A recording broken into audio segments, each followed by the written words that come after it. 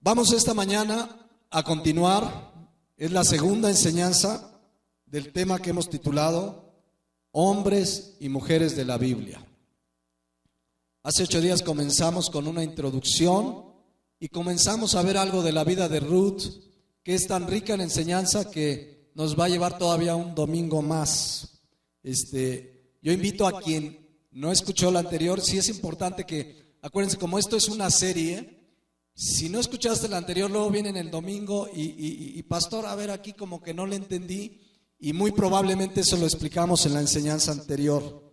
Entonces sí es importante, las predicaciones se suben el mismo domingo en audio a la página, y el lunes, martes a más tardar se suben al YouTube en video.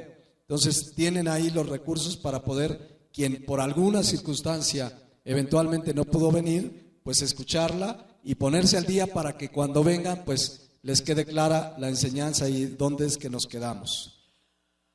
Vamos a continuar con Ruth. Ruth, podemos decir, a la luz de lo que enseña este libro maravilloso de Ruth, que fue una mujer que lo dejó todo por seguir a Dios. Dice Ruth 1:16, ahí en la palabra de Dios, Ruth 1:16. Respondió Ruth: no me ruegues que te deje y me aparte de ti, porque a donde quiera que tú fueres, iré yo, y donde quiera que vivieres, viviré. Tu pueblo será mi pueblo, y tu Dios, ¿qué dice? Mi Dios. Ruth, mis hermanos, representa una genuina y verdadera conversión. Ruth representa al verdadero cristiano.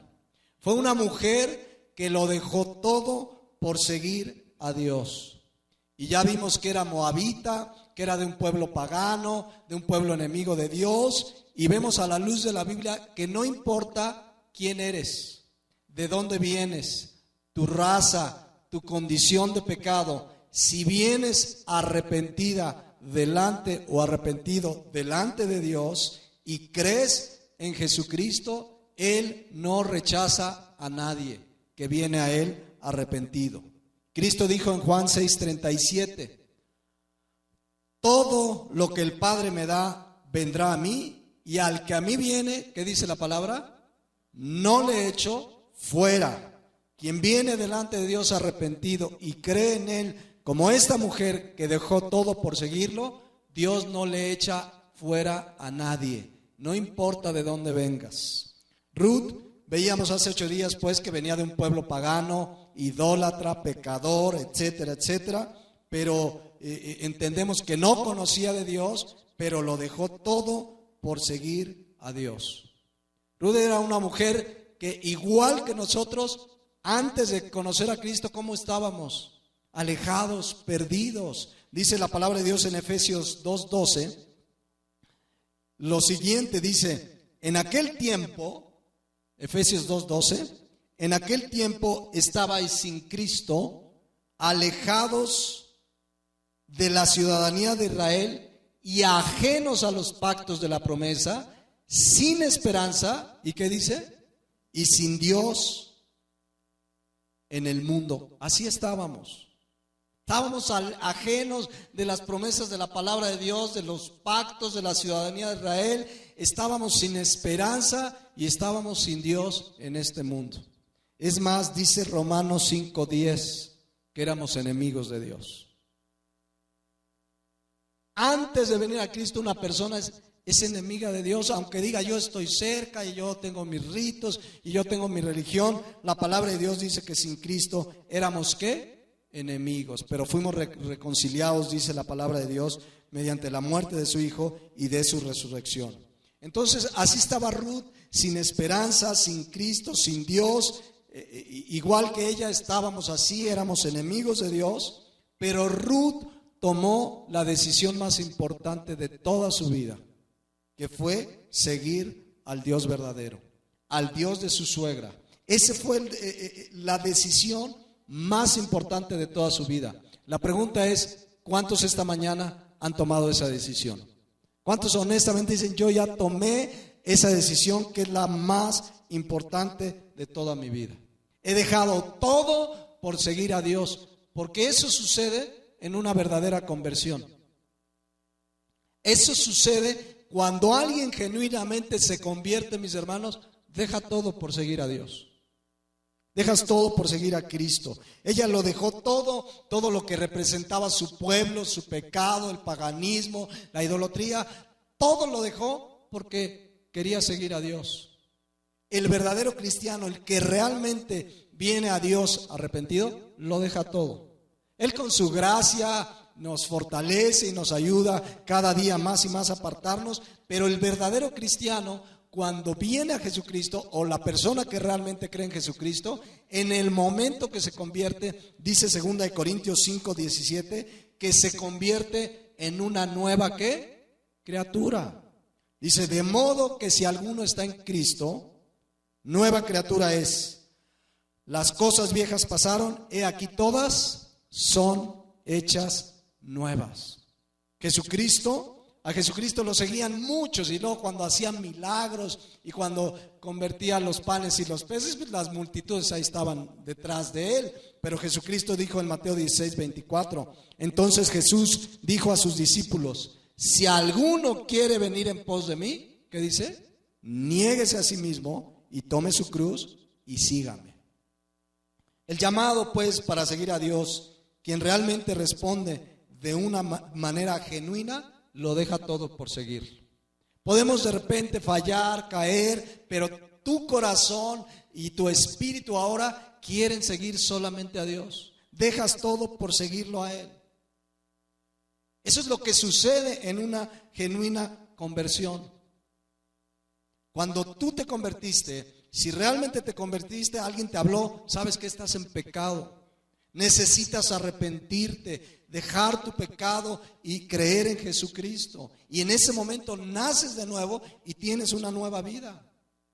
El asunto es que hoy, con el mensaje, digamos, rebajado del evangelio, diluido, el mensaje, como algunos le llaman, el mensaje light, pues ya todo el mundo se cree cristiano. Te dicen, mira, haz esta oración, repítela y ya eres cristiano, y a partir de ahora eres cristiano. Y mucha gente que ha hecho esa oración de recibir a Cristo, mucha gente pasan los años y siguen igual.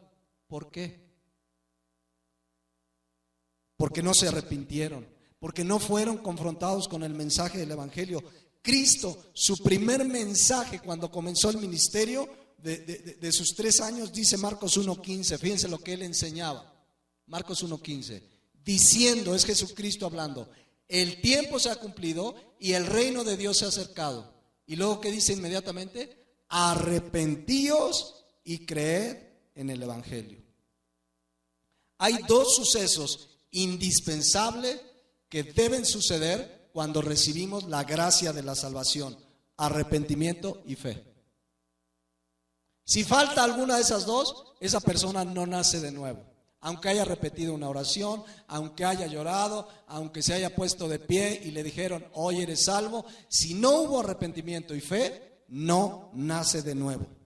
¿Qué es la fe? Creer genuinamente de todo corazón en la obra de Jesucristo en la cruz del Calvario y que Él pagó por nuestros pecados. ¿Y qué es el arrepentimiento? La palabra griega lo dice todo, metanoia, cambio de vida. Que realmente tomas con seriedad el pecado y te arrepientes y te duele y te das un cambio de rumbo. Eso significa metanoia. Mentías, te arrepientes, ya no mientes. Dice Proverbios 28:13 en la parte final, el que confiesa sus pecados y se aparta, ¿alcanza qué? Misericordia. Eso es el arrepentimiento. Confiesas tus pecados y ¿qué? Te apartas. Si no, no fue arrepentimiento. Quizá remordimiento, quizás hasta lloraste y dijiste, sí me arrepiento, pero al otro día sigues haciendo lo mismo que confesaste. Entonces nada más confesaste tu pecado, pero no te apartaste, no alcanzaste misericordia. El mensaje del evangelio es muy claro. ¿Saben cómo comenzó la iglesia? Una vez que Jesucristo asciende a los cielos, ¿se acuerdan todos ese evento en Pentecostés? Pedro dio el primer sermón a la gente o dio el primer mensaje del evangelio a la gente, porque había miles reunidos a causa del día de Pentecostés. Y vean el mensaje, primer mensaje de Pedro a la gente que estaba ahí reunida, Hechos 3:19. Imagínense la escena. Hay multitudes, porque habían venido a las fiestas de Pentecostés. Bueno, había tanta multitud que ese día, dice más adelante, que se convirtieron como ¿cuántos? Como 3,000. Pero ¿cuál fue el mensaje de Pedro? Imagínense, está Pedro y yo. Miren, si fueran estos tiempos, y como muchos predicadores, Pedro hubiera dicho: mira, aquí hay una multitud, a ver, Bartolomé, tócate una musiquita suave, voy a hacer un llamamiento. A ver, ¿cuántos tienen problemas? Y yo creo que la multitud levantaría las manos. ¿Cuántos tienen una enfermedad? Levanta tu mano. ¿Cuántos tienen problemas en su matrimonio? Recibe a Jesucristo. Yo creo que todos levantan la mano. Pero ¿cuál fue el mensaje? Quiero que vean. Está la multitud, así que, ¿qué les dijo? Arrepentíos y convertíos para que sean borrados vuestros pecados, para que vengan de la presencia del Señor tiempos de refrigerio. Él no dijo: recibe y repite esta oración, arrepiéntanse, metanoia, y luego les dice también: convertíos. Esta palabra epistrefo en el griego significa darse vuelta de lo que estabas haciendo, dejar tu vida anterior y hacer un cambio total de rumbo. Cristo dijo en Lucas 14: si no se arrepienten, van a perecer. Entonces vean el mensaje, y cuando alguien verdaderamente cree, se arrepiente y se convierte, hay un cambio de vida, como lo hay en la vida de Ruth, y lo vamos a estudiar este domingo y el siguiente domingo. Ruth tuvo una conversión genuina, y lo vamos a ver en su testimonio, pero eso sucede cuando alguien se arrepiente, cuando alguien realmente cree en Jesucristo. Cuando alguien realmente entiende que ha pecado y entiende que la paga del pecado es muerte y se duele. Quizás lloraste el día de tu conversión, quizás no. Las lágrimas no hacen genuina o no una conversión, sino un cambio de vida. ¿Cuántas lágrimas de cocodrilo hay? Gente que lloró: no, es que me conmovió el predicador, pero siguen en adulterio, siguen transando, siguen mintiendo, siguen su misma vida de antes, no se arrepintieron ni se convirtieron. A lo mejor simpatizaron, les gustó: es que me gustó esta iglesia, está bien padre, me encanta la alabanza, pero no te convertiste. Porque cuando se convierten hay un cambio de vida. Por ejemplo, fíjense en Hechos 19:8. Aquí entendemos que los apóstoles habían evangelizado, habían compartido el evangelio, y fíjense el cambio de vida inmediato, notorio. Por supuesto que hay áreas de nuestra vida que Dios va tratando a través de los meses y en la medida que venimos a la palabra, pero quiero que vean esta conversión. Dice: y muchos de los que habían creído venían confesando y dando cuenta de sus hechos. Asimismo, muchos de los que habían practicado la magia, fíjense, se convierten, habían practicado la magia, trajeron sus libros y ¿qué hicieron? Los quemaron delante de todos. Y hecha la cuenta del precio, hallaron que eran 50,000 piezas de plata. Imagínense, acaban de convertir, nadie les dijo: poquito a poquito lo vas a dejar. No, mira, poquito a poquito, no te deshagas de eso, mira, poquito a poquito. No, ¿qué hicieron el primer día que se convirtieron? Quemaron sus libros de magia delante de todos, dice el versículo 19. Versículo 19, Omar. Ahí dice la palabra de Dios con toda claridad: ellos quemaron todo. No recibieron un discipulado de 3 meses, a ver, para entender. En el momento que nacieron de nuevo, el Espíritu Santo les dio discernimiento y dijeron: esto no es de Dios, y lo dejaron. ¿Puedes ayudarle? Si quieres que te ayude Aline, por favor, Omar. Entonces, quiero que vean que una conversión realmente trae un cambio de vida. Cuando Jesucristo, hay una escena, si quieres tú velo, Aline, y que Omar nos apoya allá atrás también. Cuando Jesucristo se convierte, cuando Jesucristo está en una escena que iban a apedrear a una mujer adúltera, y le dice: el que esté libre de pecados tire la primera piedra. Todos recuerdan esa escena. Dice Juan 8:10, fíjense lo que sucede. Juan 8:10. Enderezándose Jesús y no viendo a nadie, sino a la mujer, le dijo: mujer, ¿dónde están los que te acusan? Ninguno te condenó. Versículo 11. Ella dijo: ninguno, Señor. Entonces Jesús le dijo: ni yo te condeno. ¿Qué sucedió ahí? Jesús la perdonó. Pero vean lo que le dice inmediatamente: vete y trata de no pecar. Vete y échale ganas, trata de no caer otra vez en pecado. ¿Así le dijo? Vean qué le dice. La acaba de perdonar y le dice: vete. ¿Y qué dice? No peques más. Y se acaba de convertir la mujer. No le dijo: bueno, es que como eres nueva convertida, pues se entiende, vas a seguir en adulterio. No, vete y no peques más. Porque el arrepentimiento y el creer en Jesucristo trae un cambio de vida. Dice 1 Juan 5:4. Escuchen lo que dice: porque la mayoría, así dice, casi todos, el 80%, el 70%, que dice, porque todo lo que es nacido de Dios. ¿Cuántos son nacidos de Dios? Bueno, aquí está la evidencia. Todo lo que es nacido de Dios vence al mundo. Y esta es la victoria que ha vencido al mundo: nuestra fe. Eso sucedió con Ruth. Ruth dejó todo por seguir a Dios, su vida de pecado, de idolatría, todo porque es una genuina conversión. Eso sucede, eso sucedió. La vida de Ruth muchos dicen: es que qué asombrosa la vida de Ruth. Así debiera ser la vida de todo nacido de nuevo. Pero Dios la dejó como ejemplo para que aprendiéramos. Vamos a recordar un poquito dónde nos quedamos hace 8 días para entrar ya pues de lleno a la vida de Ruth.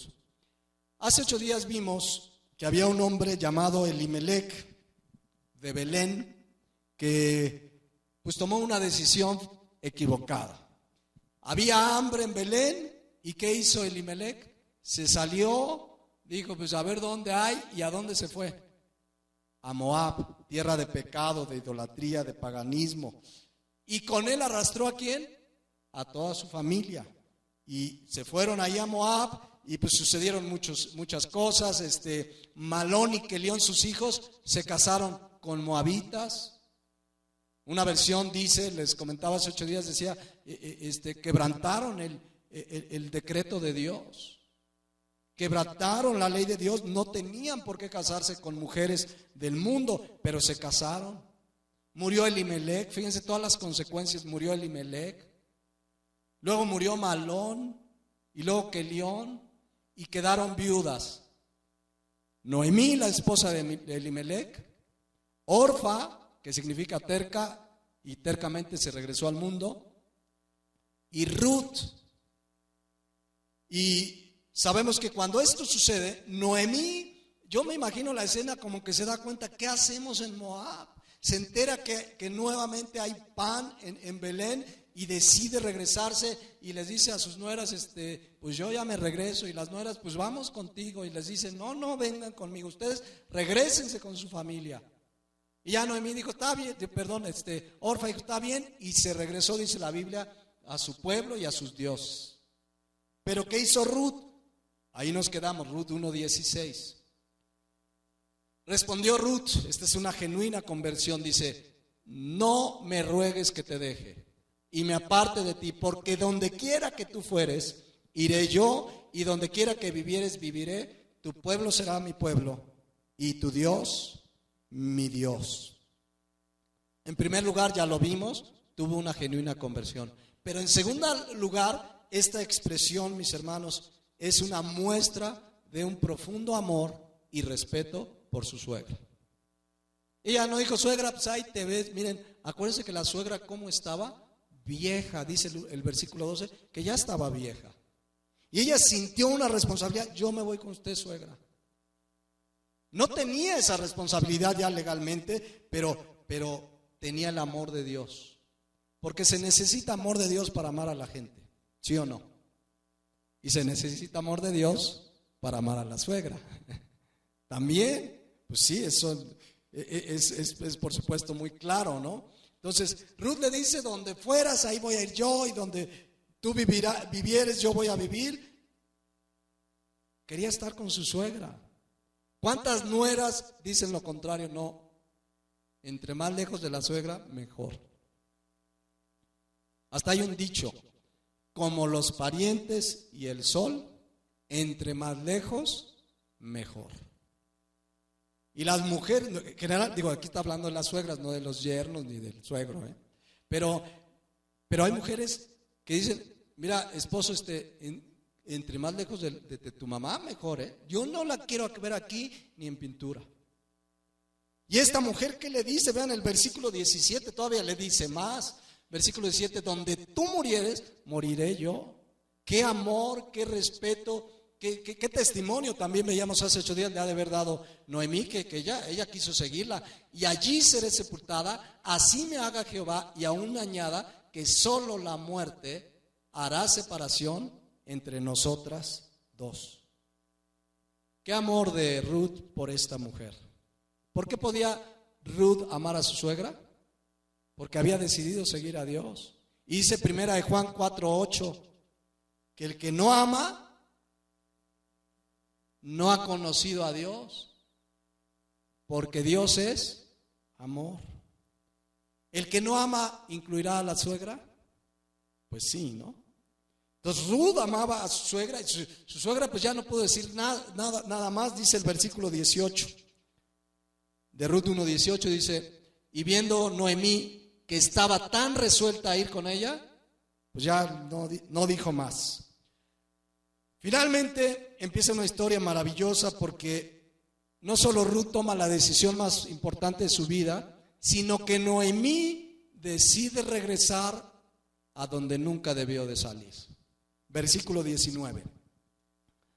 Anduvieron pues ellas dos hasta que llegaron a Belén.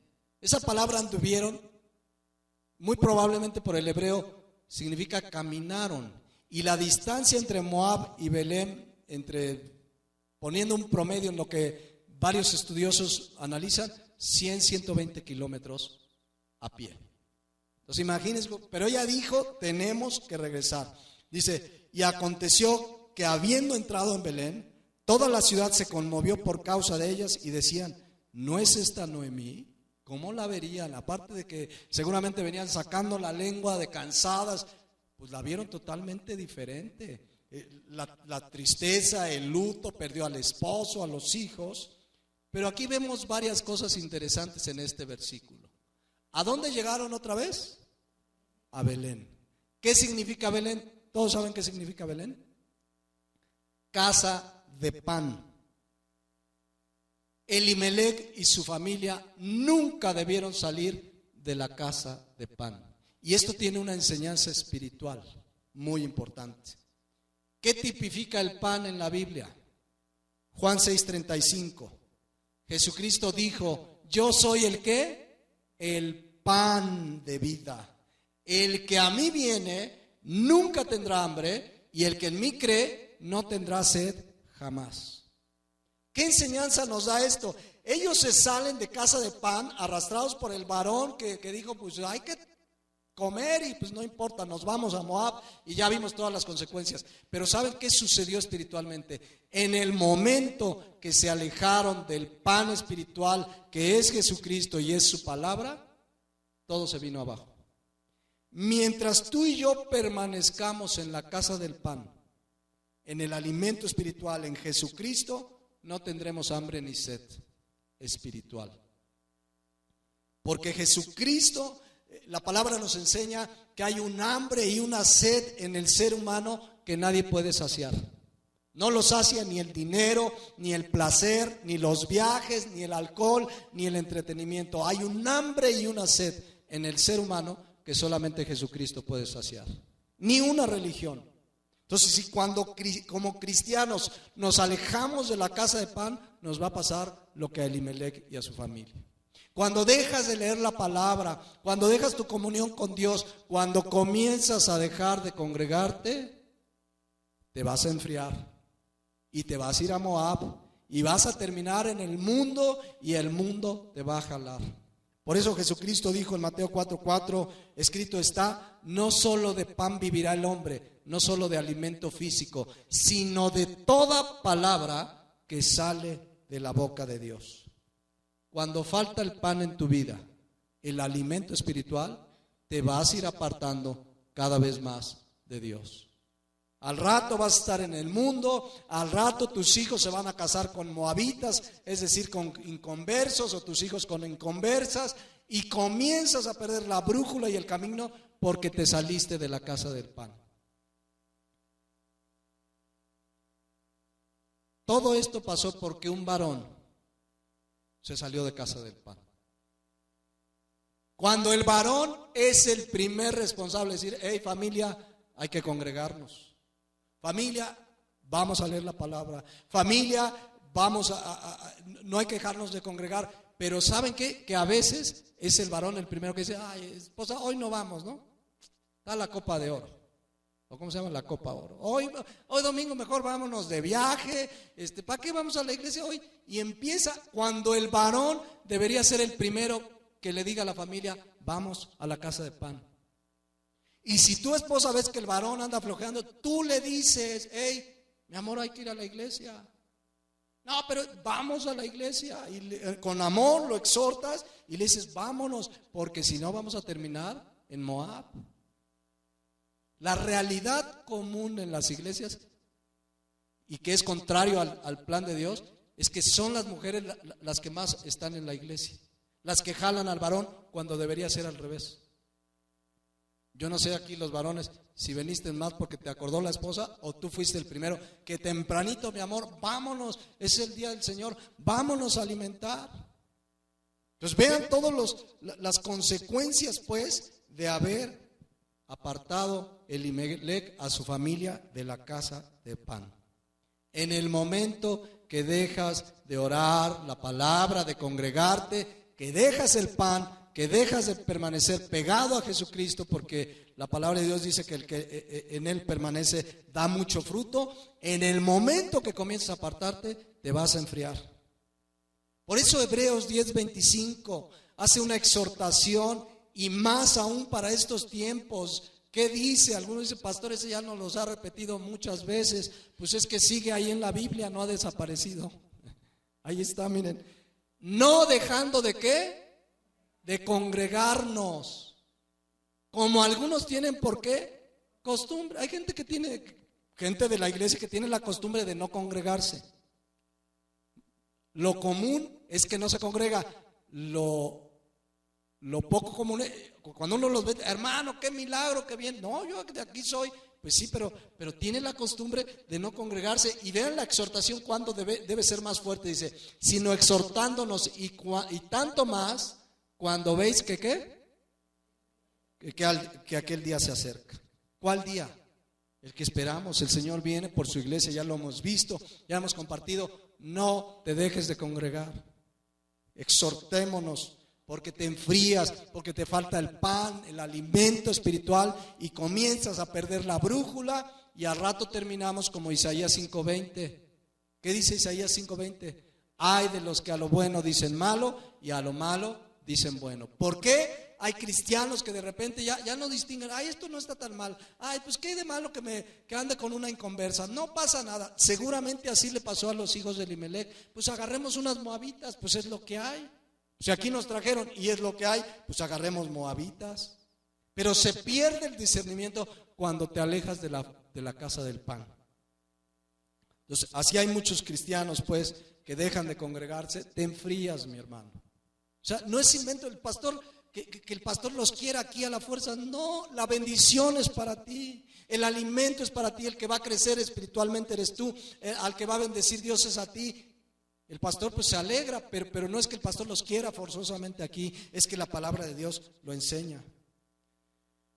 Entonces Noemí decidió regresar a la casa del pan, pero aún así vivió las consecuencias. Fíjense lo que dice el versículo 19, regresando a Ruth 1:19.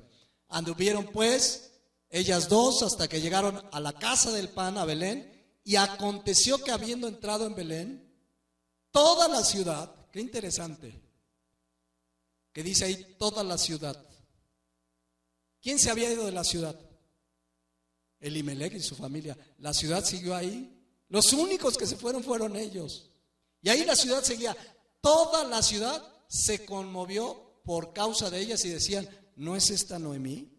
Fíjense, esa palabra se conmovió, en el original hebreo tiene dos sentidos.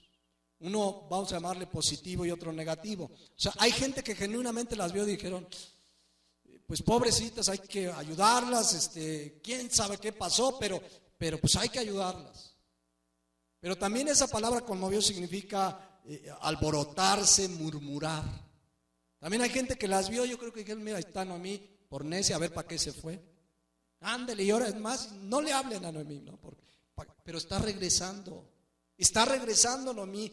Esa es una decisión muy importante en la vida de Noemí también. Ella decidió regresar y Ruth decidió seguir al Dios de Noemí.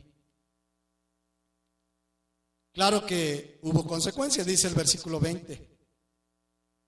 Vean lo que sucedió en la vida de Noemí. Y respondió, no me llames más que Noemí. ¿Qué significa Noemí? Dulce, placentera. Sino llamadme, ¿qué? Mara. Mara significa amargura. Fíjense, hubo consecuencias en la vida de ella. Dice, llamadme Mara, porque en grande amargura me ha puesto el Todopoderoso. Bueno, ella lo vio así, pero realmente ¿por qué estaba en esa amargura? Porque decidieron salir de la casa del pan.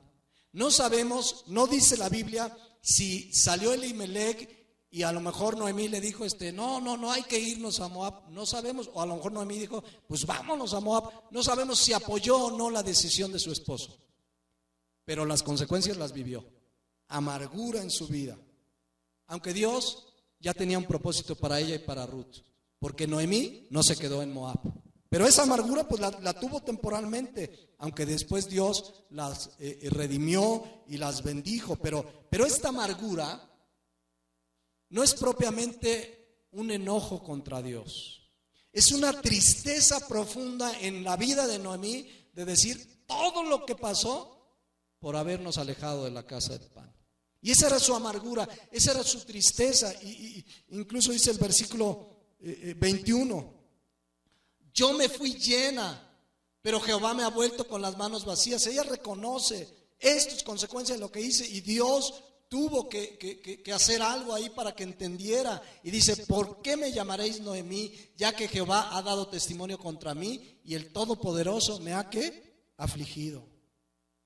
Pero Noemí reaccionó y va a venir su bendición.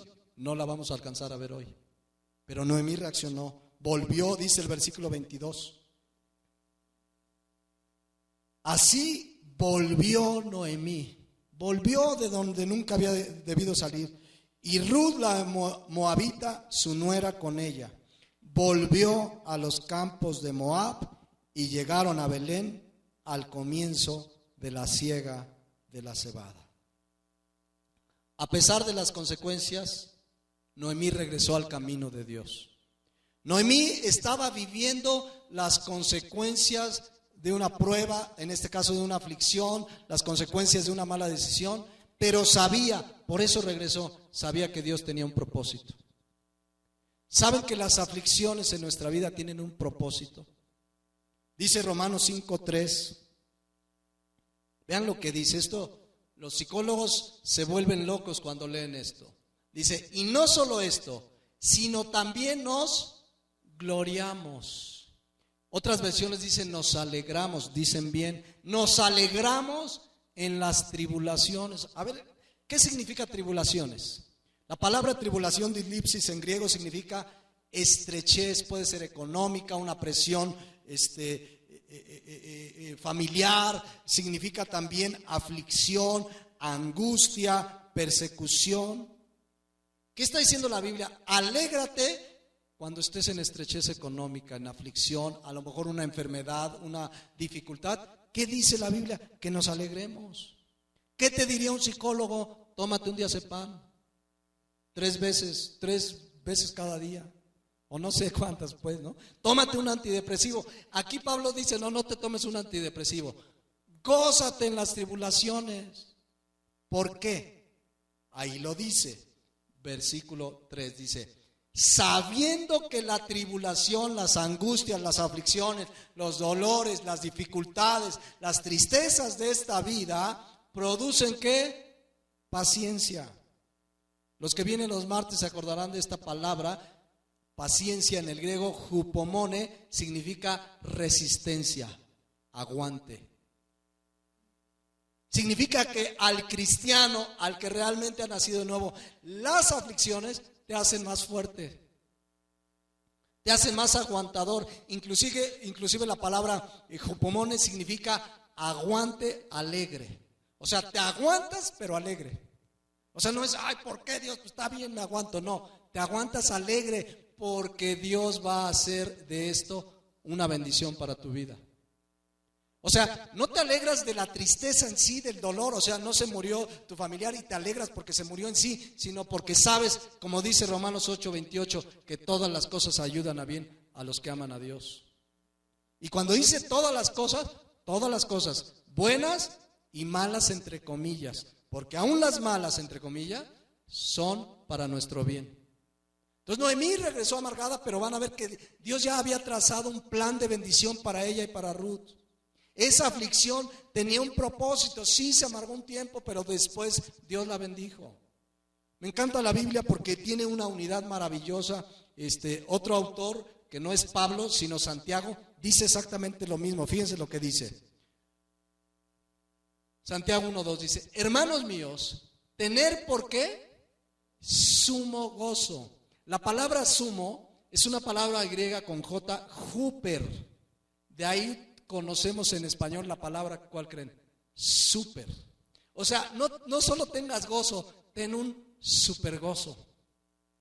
Cuando la Biblia dice, la palabra huper significa algo que está por encima de todo. Cuando la Biblia dice que Jesucristo es el sumo sacerdote, quiere decir que está encima de todo. Entonces, cuando dice aquí la Biblia, tener por super gozo, ya gozo es el gozo. El mundo no te lo puede dar. El mundo te puede dar ciertas alegrías, pero el gozo del que habla aquí es la alegría que solo Dios te puede dar. Y aquí dice, tener por sumo gozo cuando te vaya bien en la vida, cuando te compraste la casa que querías, cuando se te hizo el viaje que querías. Bueno, sí nos gozamos, pero aquí dice, cuando os halléis en diversas, ¿qué?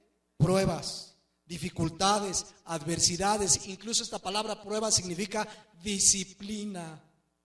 Si aún Dios te disciplina, alégrate también, porque Dios al que ama disciplina. Pero la respuesta está en el versículo 3, fíjense lo que dice: sabiendo que la prueba de vuestra fe, nuevamente lo mismo que Pablo, produce ¿qué? Paciencia, resistencia, aguante. Y lo confirma el versículo 4. Mas tenga la paciencia su obra completa para que seáis perfectos. Esta palabra perfecto significa maduros y cabales sin que falte cosa alguna. Si Dios está permitiendo en tu vida una aflicción, una adversidad, enfermedad, tristeza, se murió un ser querido, lo que sea, aguanta. Gózate. Señor, tú algo tienes, fortaléceme. Sí necesitamos de su gracia. No somos de cartón para no sentir, pero tenemos su gracia y su consuelo. Alégrate porque Dios va a hacer algo mejor en tu vida. Tiene un plan, tiene un propósito. Por doloroso que sea la situación, en medio de las pruebas, Dios tiene un propósito. Pero miren, quien no conoce estas verdades comienza a distorsionar la Biblia. Y entonces hay gente que cuando viene una aflicción, una tristeza, una enfermedad, en lugar de alegrarse y tomarse de la gracia de Dios, empiezan, cancelo toda aflicción. Declaro que no vienen aflicciones a mi vida y decreto que me va a ir bien y nunca me va a pasar nada malo. Y cancelo y declaro y decreto cuando la Biblia dice, gózate. No dice ni que canceles, ni que decretes, ni que declares. Que te goces porque Dios tiene un propósito. Hay hermanos que viene una enfermedad y la cancelo. Las enfermedades no se cancelan. Vienes a Dios, Él en su soberanía puede sanar, por supuesto. Él es un Dios de milagros. Pero si tuviera otro propósito, como en Pablo, que oró y rogó 3 veces para que lo sanara de su enfermedad, y Dios le dijo, no te sano, bástate mi gracia, también en eso te glorías y le das gracias a Dios. Entonces vean qué importante es entender que las cosas buenas y malas, aflicciones, dificultades y todo lo que pasa en la vida del cristiano, Dios está detrás de ello con un propósito para bien. Así es que gocémonos. Si esta mañana estás pasando una dificultad, si estás pasando un problema o una circunstancia que te duele, que te aflige, ponlo en manos de Dios, pero gózate porque Dios tiene un propósito. Ahora, si lo que estás pasando es causa de tu pecado, arrepiéntete. Pídele perdón a Dios, vuélvete al camino de Dios y tómate de la gracia. ¿Qué va a hacer Dios? No lo sé, pero tómate de su gracia. Pero arrepiéntete para que Dios obre ahí. Regresemos a Ruth. Entonces dice que regresan, Ruth 1:22. Fíjense lo que dice. Volvieron de los campos de Moab y llegaron ¿a dónde? A Belén. Y dice, al comienzo de la siega de la cebada. ¿Será casualidad? O sea, llegaron cuando estaban ya la época de la cosecha. ¿Sería casualidad o Dios tenía un propósito ahí? Fíjense lo que dice el capítulo 2, que es inmediatamente de este versículo, 2:1. Recordemos antes de leer lo siguiente. Dice Ruth 2:5 que era una viuda pero joven. Y Noemí era una viuda, dice por ahí en Ruth 1:12, vieja. O sea, de edad avanzada, la Biblia así lo dice, vieja. Porque luego le dice a alguien, oye, tú estás viejo y viejos los cerros. Bueno, pero es el término que usa la Biblia. Esto es bien importante, fíjense, dice Ruth 2:1. Tenía Noemí un pariente, Ruth capítulo 2, versículo 1. Tenía Noemí un pariente de su marido, hombre rico de la familia de Elimelec, el cual se llamaba Boz. En 8 días vamos a hablar claramente cómo Boz era un tipo de Cristo, del Redentor. Y Ruth representa a quien viene arrepentido y vuelve al camino de Dios, pero fue Boz el instrumento de Dios para redimir a Ruth y a Noemí. Ya hablaremos de esto en 8 días. No es casualidad este pariente rico, no es casualidad todo esto, pero Dios ya había preparado la bendición después de la aflicción, tanto para Ruth como para Noemí. Versículo 12, en 8 días vamos a hablar un poco más de esto. Y Ruth, la moabita, dijo a Noemí, te ruego que me dejes ir al campo y recogeré en pos de aquella cuyos ojos hallare, de aquel a cuyos ojos hallare gracia. Y ella respondió, ve, hija mía. ¿Qué quería hacer Ruth? Trabajar. Hermanas, cuando falta el marido, ¿qué hay que hacer? Trabajar. Pero además Ruth no dijo, Noemí, suegra, vamos a chambear. Consideró que su suegra era ¿qué? Vieja. Y dijo, mire, pero además quiero que vean el respeto con el que se dirige. Dice, Noemí, te ruego. Le pidió permiso a la suegra. La reconocía en un nivel de autoridad. Te ruego que me dejes ir al campo a trabajar. Y sí, Noemí pues no le puso pero, ¿verdad? Le dijo, ve, hija mía. Pero quiero que vean cómo se dirigió a su suegra. Independientemente como sea tu suegra, ¿verdad? Dios nos manda amar incondicionalmente. Noemí ya no tenía ninguna obligación legal, incluso ni moral, porque bueno, pues ya murió el yerno, pues ahí nos vemos, Noemí, que te vaya bien. Pero ella no, y la consideró, y ahí está, y dice, yo quiero ir a trabajar, tú te quedas y yo voy a trabajar. Ahora, no cualquier trabajo. Quiero que vean el versículo 2. ¿A qué iba a ir al campo? A recoger ¿qué? Espigas. Se los explico muy brevemente. En Levíticos 19, no lo busquen, pero anótenlo. En Levíticos 19, la ley de Moisés permitía que después de la cosecha las sobras podían ser recogidas por viudas, pobres y extranjeros. Las sobras, incluso Levíticos 23 y Deuteronomio 24 lo aclara. Ruth le dice, me voy a recoger las obras. Ella no dijo, voy a ver si me dan por ahí un trabajo de gerente administrativa en alguna empresa aquí en Belén. Hay necesidad, me voy a trabajar ¿de qué? De lo que sea.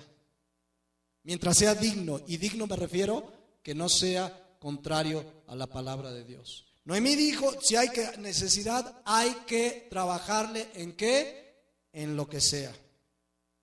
Hoy, mis hermanos, tristemente hay una soberbia cristianizada. Cristianos que dicen, yo soy hijo del rey y no menos de gerente quiero. No, yo de mesero soy hijo del rey, soy cabeza y no cola. Y es más, te dicen, mira, José era el segundo de Faraón. Sí, pero ¿dónde comenzó José? Como esclavo, vendido por sus hermanos. Después Dios lo fue bendiciendo porque su trabajo, su honestidad fue haciendo que Potifar lo fuera ascendiendo, pero incluso por no fallarle a Dios, todos conocen la historia, no quiso caer en fornicación con la esposa de Potifar y fue enviado a la cárcel. Pero ahí, aún en la cárcel, fue ascendiendo, hasta fue el carcelero. Y finalmente Dios lo llevó a un lugar de prominencia. El segundo del hombre más poderoso de la tierra. Pero ¿dónde comenzó? Pues esos cristianitos que yo y cabeza no cola, y como ese hermano que dijo, pastor, ore por mí, tengo 6 meses buscando trabajo y no encuentro. Claro que sí, hermano, vamos a orar. ¿Y qué has buscado? No, mire, es que, hermano, me la quieren dar de ayudante. Yo soy licenciado, soy hijo del rey, soy hijo del dueño del oro y la plata, así es que no quiero menos que una gerencia. Si hay necesidad, ¿qué hay que hacer, hermanos? Trabajar. ¿Qué hizo Ruth? Ella no dijo, ¿y a recoger espigas? No, espérenme, pues mejor me regreso a Moab. Pero ella estaba dispuesto a cualquier trabajo siempre y cuando sea digno. Ahora, siendo varones, esta responsabilidad es muy clara. Si tomaste la responsabilidad de casarte, tú eres el proveedor. Y si no hay chamba, pues de lo que sea. Dios bendecirá. A veces hay que hacerle de todo. ¿Qué tiene? Donde Dios te lleve, ahí Dios te va a usar y Dios te va a bendecir.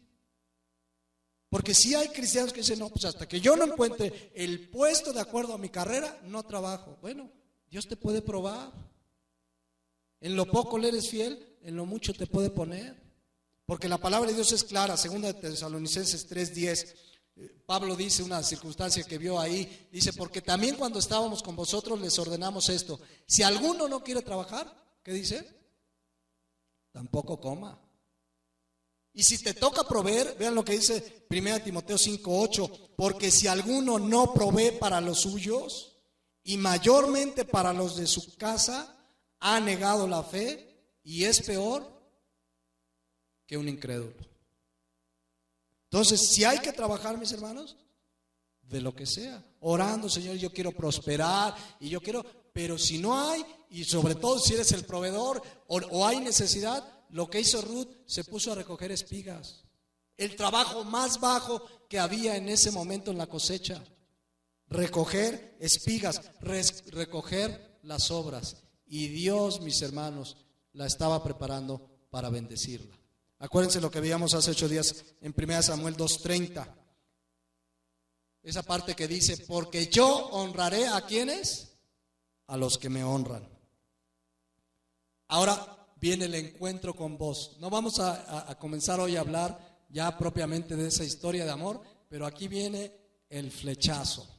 Vamos a verlo. Ruth 2:5. Aquí aparece... 4. Y he aquí, vos, el pariente rico, tipo de Cristo, ya lo veremos en 8 días, vino a Belén y dijo a los segadores, los segadores eran sus chalanes, pónganse a chambear, así les dijo, órale flojos, ya es hora de chambear. No, vean lo que les dice, Jehová sea con vosotros. Y ellos respondieron, Jehová te bendiga. Lo que me habla que este era un hombre de Dios. Trataba a sus trabajadores como iguales porque eran iguales que él. Porque delante de Dios, ¿cómo somos? Iguales. Para Dios no hay diferencia. Habla de vos, un hombre de Dios, en su trato con sus trabajadores. Llegó, ¿verdad? Dios los bendiga y se ve que los trabajadores igual lo apreciaban porque era también un hombre de Dios. Miren cómo Dios estaba preparando todo para la vida de Ruth. Esta expresión habla de un respeto y un amor por sus trabajadores y de sus trabajadores por él. Por eso dice la Biblia en Efesios 6:9. Es equiparable aquí el pasaje, dice: y vosotros amos,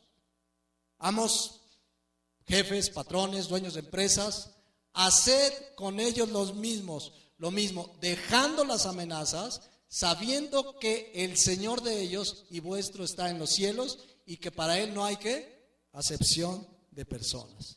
Miren la clase de hombre que Dios le estaba preparando a Ruth. Y Ruth no andaba de loca, queriendo casar marido de iglesia en iglesia, se puso a trabajar y miren qué maridito Dios le preparó. Es que miren, en serio, miren, un consejo para las mujeres que no se han casado. Ustedes conságrense a Dios, como Ruth, vuélvanse a Dios, dedíquense a Dios a trabajar, que Dios ya tendrá preparado el hombre que tiene para ti. Ruth, ella estaba trabajando, ella ni idea que ese iba a ser su galán. Amaba a Dios, amable con sus trabajadores, quizás como Ruth se lo había pedido a Dios, no lo sabemos. Pero vean cómo Dios lo guió con este hombre, fíjense. Ruth 2:5. Y vos, dijo a su criado, el mayordomo de los segadores: ¿de quién es esta joven? Esta expresión en el hebreo habla de que le echó el ojo. Pero ¿saben de qué habla? De que la admiró por su forma de ser y trabajar. Y ahorita lo vamos a ver. O sea, las escenas de la cosecha y de la siega, había mucha gente, hombres y mujeres, pero a él le llamó la atención una. ¿Quién estaba detrás de esto, mis hermanos? Dios estaba. Ella fue con su suegra: yo quiero vivir contigo, morir contigo, no te voy a dejar. Pero Dios le tenía preparado su hombre que amaba a Dios por sobre todas las cosas. Dice el versículo 6, vean cómo lo que observó era que Ruth era muy diferente. Y el criado, mayordomo de los segadores, respondió y dijo: es la joven moabita que volvió con Noemí de los campos de Moab. Todos se daban cuenta de todo ahí. Versículo 7. Y ha dicho, fíjense, el criado está diciendo, mira, me sorprendió esta mujer porque dice: y ha dicho, te ruego que me dejes recoger y juntar tras los segadores entre las gavillas. Ruth dijo: voy a segar. Pero no dijo: me voy a poner hasta el frente porque soy mujer y las mujeres. No, él dijo: déjame detrás de todo, lo que sobre yo lo agarro. Vean, el criado ve cómo era una mujer que realmente quería trabajar, ejemplar. ¿Por qué era así Ruth? Porque tuvo una genuina conversión. Dice: entró pues y está desde por la mañana hasta ahora sin descansar ni aún por un momento. O sea, Ruth no fue a perder el tiempo al trabajo. No fue a chatear ni meterse al Facebook y ahí en lo que los demás recogen. Yo veo el Facebook y mi Twitter. Ruth se puso a trabajar. Porque eso es robar. Si tú en la oficina te pones a tuitear y al Facebook y acá y allá, le estás robando a tu patrón. No, esta Ruth era ejemplar, no había ni descansado, también no hay que exagerar. Bueno, era la necesidad, porque además Ruth fue a trabajar para proveer para ella y para su suegra. Entonces, pero vean, se distinguió de los demás. La pregunta es: ¿tú qué trabajas? ¿Te distingues en tu trabajo por tu honestidad, puntualidad, ejemplo, honestidad? O dicen: no, es cristiano y llega tarde. Es cristiano y luego trae los libros de sus hijos y viene a sacarle copias aquí a la copiadora. ¿A poco no es robar eso? No, esta mujer se puso a chambear, nunca dijo: déjame aquí un lugar especial. No, ella dijo: déjame atrás de todos, y no paraba de trabajar. Y vos, pues dijo: hijo, aparte de que ya me gustó, bien trabajadora. Pero vean qué testimonio de Ruth. Ruth estaba trabajando para sostener a su suegra también. ¿Cuántas mujeres esta mañana estarían dispuestas a trabajar para sostener a su suegra si fuera necesario? Vean qué mujer, qué ejemplo la vida de Ruth. ¿Por qué era así Ruth? Pues porque tuvo una genuina conversión. Dios transformó su vida. Ahora vean cómo Dios entra para protegerla y bendecirla. Versículo 9. 8, perdón. Entonces vos, dijo a Ruth, oye, hija mía, no vayas a espigar a otro campo. Pues nada, no, si tú tienes, mira, si tú trabajas y ve el patrón que trabajas bien, eres honesto, hasta trabajas de más y todo, de tonto te dices, es más, te dice, no te vayas, te duplico el sueldo. Aquí no le duplicó el sueldo, se casó con ella, ya veremos en 8 días. Pero vean, dice, no vayas a trabajar a espigar a otro campo, ni pases de aquí, y aquí estarás junto a mis criadas. ¿Cómo Dios comienza a intervenir para bendecirla? ¿Cómo Dios honra a los que le honran? Esto, vean el versículo 9, todavía lo que le dice vos, mira bien el campo que sieguen y síguelas, porque yo he mandado a los criados que no te molesten. Era común, ella era extranjera, era moabita, era de un pueblo enemigo de Dios, pero se había convertido. ¿Y cómo Dios entra en escena para protegerla? Dice, yo he mandado a los criados que ¿qué? Que no te molesten.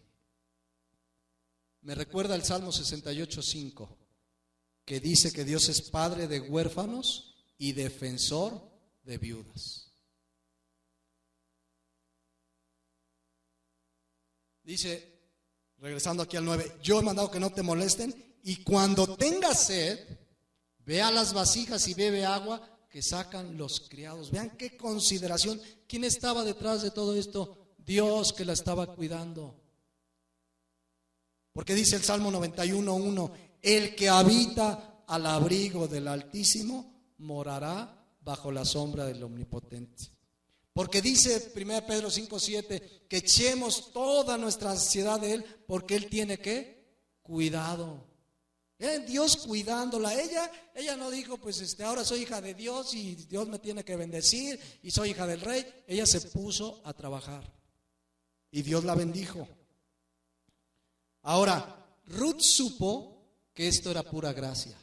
Ruth no dijo en ese momento, soy influyente, ya estoy bien con el patrón, ahora sí, que todos sepan que soy la preferida de vos. No, ella, versículo 10, vean la humildad de Ruth, y reconociendo que esto era gracia, dice, ella entonces, bajando su rostro, se inclinó a tierra y le dijo, ¿por qué he hallado qué? Gracia. Ella sabía que esto era una gracia. Ella sabía, porque todo lo que tenemos es ¿por qué? Por gracia. ¿Qué merecemos, mis hermanos? La muerte. Pero por la gracia de Dios tenemos vida eterna. Entonces dice, ¿por qué he hallado gracia en tus ojos para que me reconozcas, siendo yo ¿qué? Extranjera? Y miren la respuesta de vos. Y respondiendo vos le dijo, he sabido todo lo que has hecho ¿con quién? Con tu suegra. Se dieron cuenta cómo amaba a su suegra, cómo procuró a su suegra, cómo estaba trabajando para sostener a su suegra. Para Dios no pasa inadvertido lo que tú y yo hacemos de todo corazón. Y vean lo que dice, he sabido todo lo que has hecho con tu suegra después de la muerte de tu marido, y que dejando a tu padre y a tu madre y la tierra donde naciste, has venido a un pueblo que no conociste antes. No pasó inadvertido. Mis hermanos, aunque nadie reconozca tu trabajo que haces para Dios, tu honestidad, aunque nadie te aplaude, para Dios no va a pasar inadvertido. ¿Saben qué hizo Ruth? Lo que dice Colosenses 3:23. En realidad Ruth se puso a trabajar, a seguir chambeando, tenía necesidad, pero Ruth lo hizo como para Dios. Dice Colosenses 3:23, y todo lo que hagas, hacedlo de corazón, ¿como para quién? Como para el Señor y no para los hombres. Eso hizo Ruth. Eso hizo Ruth. Y vean el versículo 24 ahí, Colosenses 3:24. El versículo que sigue ahí, ahí. 24. Abajito del 23, 24.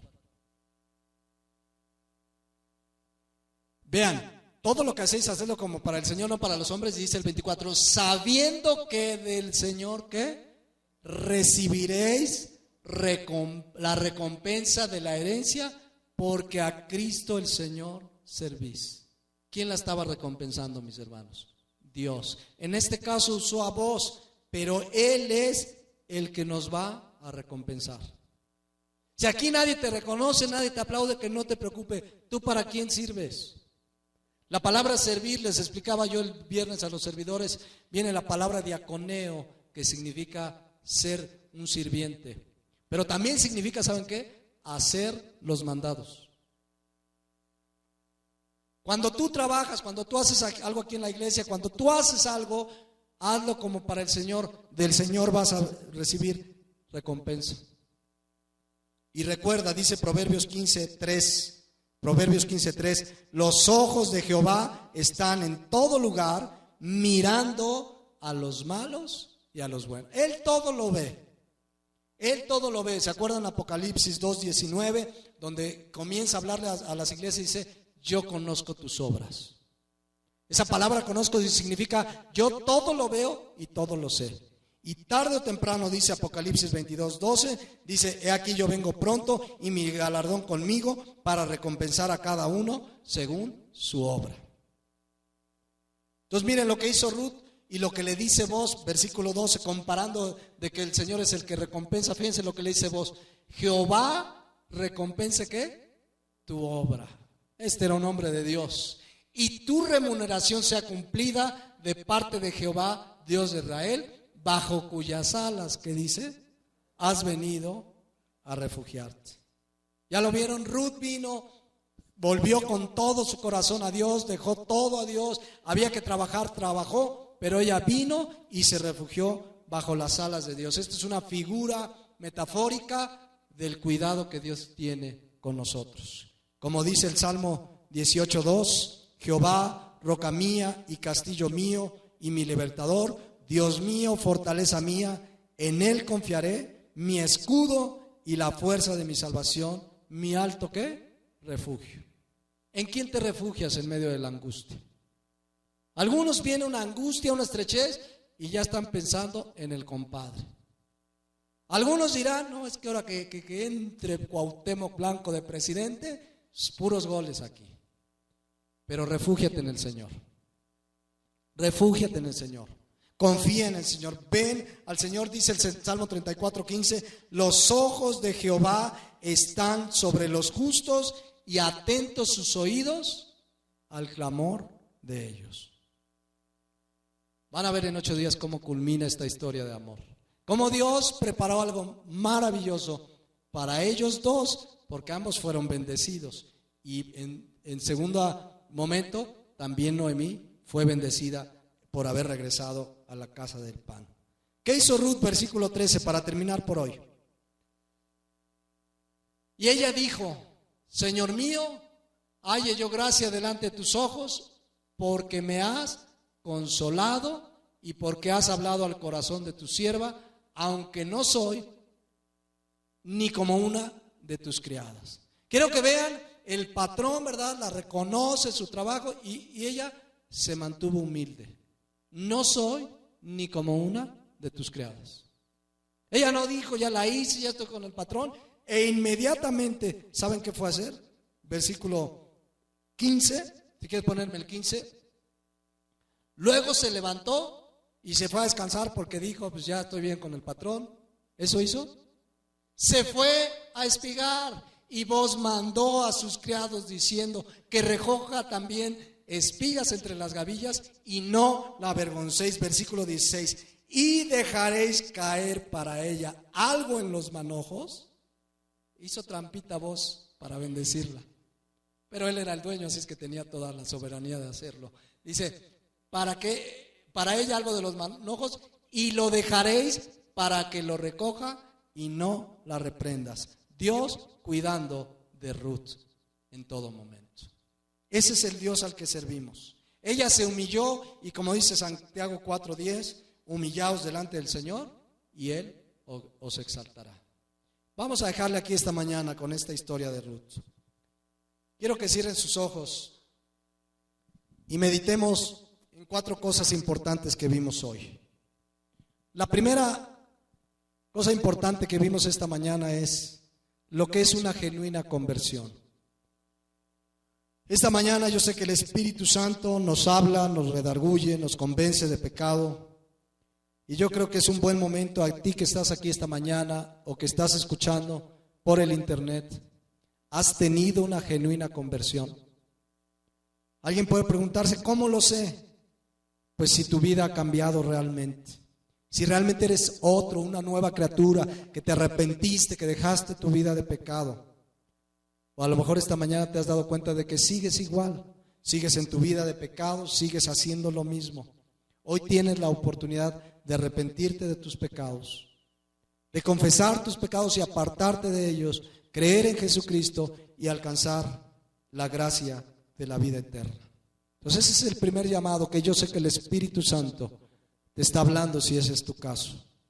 Pero la segunda cuestión importante que vimos en esta mañana es la decisión importantísima de Noemí de regresar a la casa del pan, al lugar donde está el alimento, a regresar a vivir permaneciendo en Jesús. Si tú esta mañana te has apartado de la casa del pan, has dejado de congregarte, has dejado de orar, toma la decisión de Noemí. Regresa a la casa del pan, regresa al alimento de la palabra, regresa a congregarte, no dejes de congregarte como algunos tienen por costumbre. Dios te está llamando para que vuelvas a la casa del pan. ¿Cuántos ponen un sinfín de pretextos? No puedo, está lejos, está cerca, es noche, ya llovió, es de día. Regresa a la casa de pan para que realmente Dios restaure tu vida. Pero también número 3, vimos a Ruth como una nuera que amaba a su suegra. Tanto que decidió cuidarla, proveerla, se puso a trabajar en lo que fuera para proveer y cuidar a su suegra. Esta mañana analiza en tu corazón y en tu vida si tu suegra realmente tiene de ti tu amor y tu respeto y tu cuidado. Y número 4, vemos cómo Dios, aún en medio de pruebas y de aflicciones, tenía preparada la bendición para estas mujeres. En medio de las pruebas y aflicciones, no te quejes contra Dios. Alégrate, gózate, porque Dios ha preparado cosas mejores para tu vida. Les invito a que nos pongamos de pie y oremos. Bendito Padre, te damos gracias en esta mañana, porque tú nos has dejado estas historias, como de estas mujeres, Ruth, Noemí, de vos, para que aprendamos, Señor. Qué maravilloso es saber que cuando volvemos a ti de todo nuestro corazón, tú nos bendices. Hay pruebas, sí, hay aflicciones, sí, pero tienen un propósito. Pero tú tienes cuidado de nosotros. Cómo cuidaste de Ruth, cómo enviaste a vos, cómo halló gracia, Señor, en toda esa circunstancia. Yo te pido en el nombre de Jesús, que si hay alguien aquí que está en aflicción, en tristeza, en preocupación, pueda realmente volver sus ojos a ti, porque tú tendrás cuidado de ella, tú tendrás cuidado de él, y que entendamos que esas pruebas y aflicciones tienen un propósito en nuestras vidas. Gracias te damos, bendito Padre, por tu palabra, por lo que tú nos has enseñado esta mañana. En el nombre de Jesús. Amén.